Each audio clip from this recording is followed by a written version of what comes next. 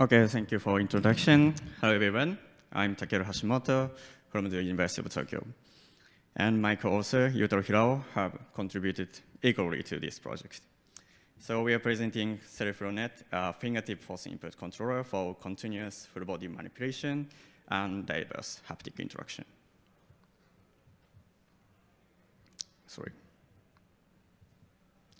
So let me introduce the project. In this project, we developed a device that uses only fingertip force to control full body avatars in VR.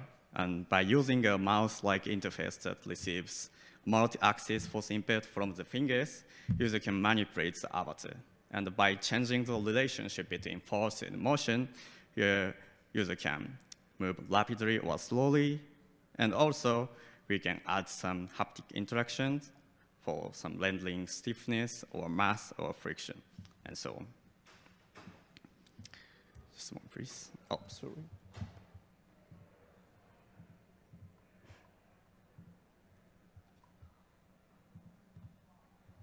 Okay, just a moment, please. And there we go. Right. So this section is called haptics. But when you hear the word haptics, most of you might imagine display technologies.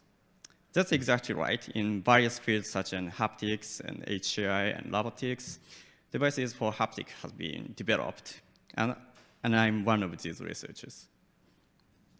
And these devices typically contain actuators and often include precise mechanisms to closely follow human movements. But however, the system, including actuators, tend to be more fragile or complex. So our motivation is to create a way to express a haptic in VR without using actuators. The best known method to representing haptic sensation without actuators is to modulate the vision presented to the user. In current VR system, motion is used as input, and the avatar's movement calculated by the VR simulator are output through the vision. And this system can make a gap between input and output. So changing the I/O relationship to simulate the haptic sensation is called the should haptic method.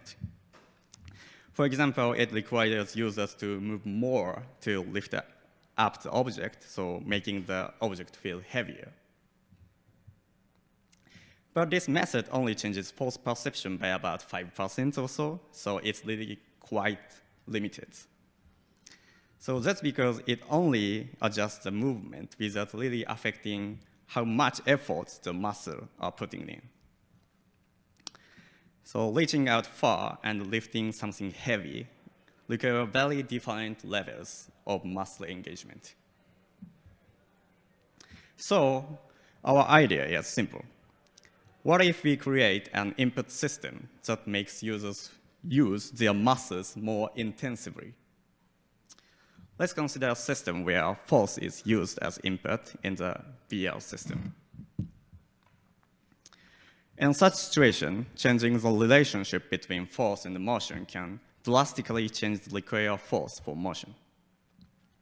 It allows a wide range of control from moving the avatar with very little force to moving the avatar with the maximum force to initiate the avatar. So in our project, we propose a method to control the avatar using force input. So do we need to attach force sensors to the entire body to render full body avatar movement? This would be very challenging. In fact, this kind of method already exists called motionless VR, where the whole body is fixed and force is used to control the avatars. But fixing the whole body to the ground makes the system large and really complex. So do we really need to move the whole body to control the VR avatar? Our answer is no. Instead of using whole body, we use hand to generate full body motion. Like a marionette, if the entire avatar can be controlled with just a just hand input, haptic feedback can be only focused on the hand itself. Now we talk about our implementation. We developed a prototype that captures force from the thumb, index, and middle finger. The thumb and middle finger can sense 1 degree of freedom, while the index finger can sense 3 degrees of force direction. So avatar movement is generated by updating the hand's acceleration. The force applied by the finger is added to virtual mass at the avatar's target hand position, and the avatar follows this movement using inverse kinematics. So by changing the kinematics and the motion equation, the avatar can move either quickly or slowly, even with the same applied force. So you can start with a slow body gain and gradually adapt to faster movement. Not just movement, we can also represent haptic interaction. By adding forces resulting from interaction with virtual object to the motion equation, various feedback feeling can be expressed, such as stiffness or weight or friction, and so on. These forces are fully based on physical principles. So now let's take a look at what can be achieved in the actual demo scene. First, he is picking up the meat in front of him and bring it to his mouth to eat. And next, he is comparing the weight of 2 dumbbells. The left one moves easily, but the right one seems much heavier. Furthermore, he can walk with thumb finger input. So he walks into the pond, and he feels some resistance or viscosity of the water as he moves. So now let me introduce our experiment.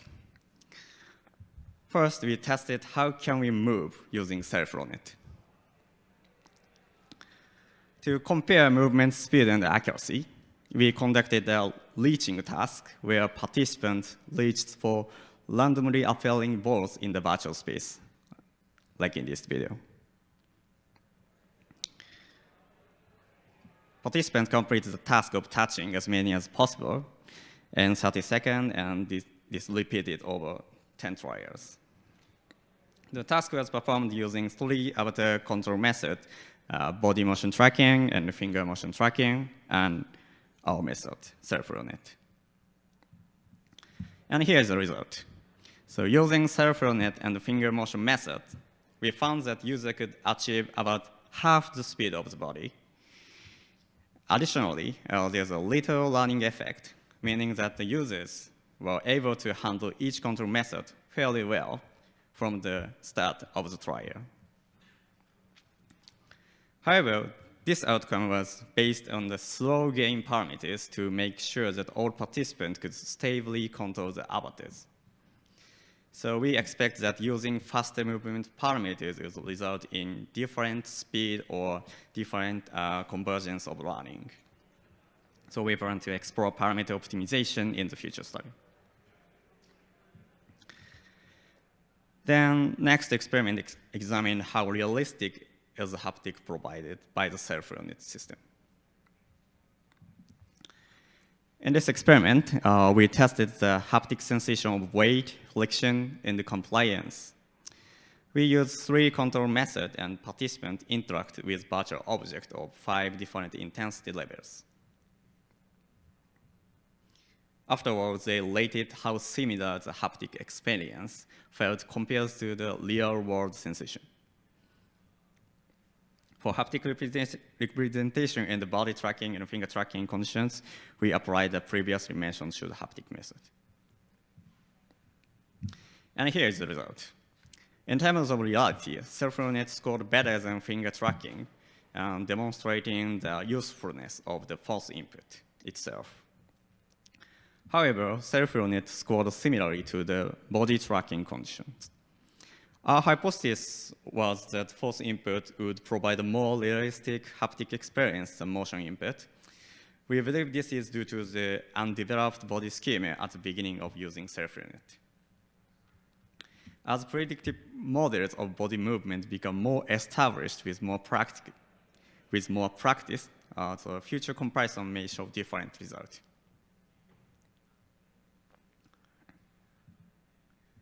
So, we want to do some live demonstration, but maybe you're all wondering about how well a beginner player can perform with this system. So, we'd love to someone from the audience to participate in the demo. Okay? So, coming from the stage. Okay, we have like 1 minute, 2 minutes, so you can just quickly do it. And maybe it's around 10 minutes, so maybe we left some 5 minutes or so. Really? Okay, during preparation, we'll talk about limitation of this system. Finally, the Selfrionette, it's unclear the movement can fully match that of the real body. However, with predefined movement parameters, we've achieved around 80% of real body performance with practice.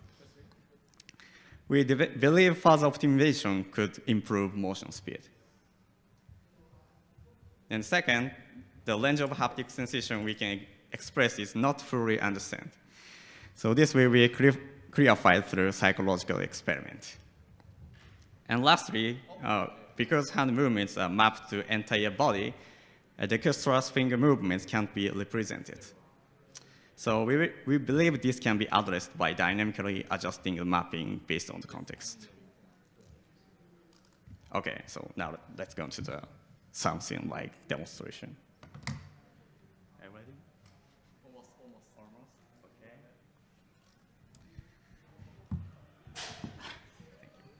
The left pinky, please. Okay, left pinky. Left pinky is loose. Okay, but left pinky is loose. Very Okay. good. Okay. This is really my first time doing this. I haven't tried this demo, so anything I would say is my honest reaction. I'm really nervous for his reaction, actually.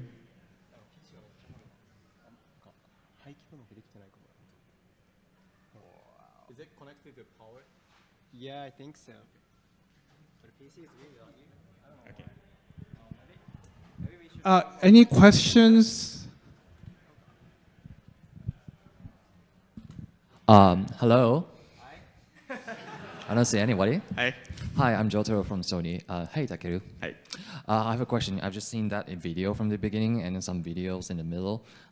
You constantly mentioned that this is a full body interaction, but I've seen upper body or maybe upper limb is only moving.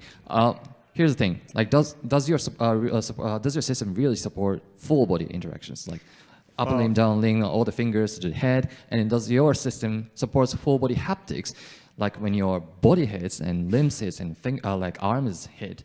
Like, can you just render it like differently? You know, it's like multiple rendering. And how would you like remap your fingers into the full body, actual full body interaction? Yeah, it's just a really nice question. And at the beginning of this project, we focused on the upper limb interactions. But in current system, user can use their foot with some thumb input. So we remap to the limb motion to the thumb finger. So and then changing the relationship between force and motion, we can render some haptic sensation with when we move the legs or walking or something. Yes. We remap the whole body to the thumb hand. All right, okay. Thank you so much for the presentation and the live demo. Okay. So maybe in the poster session, you can try our demonstration. So they're going to prepare the demo, so let's try it. Thank you. Let's move on.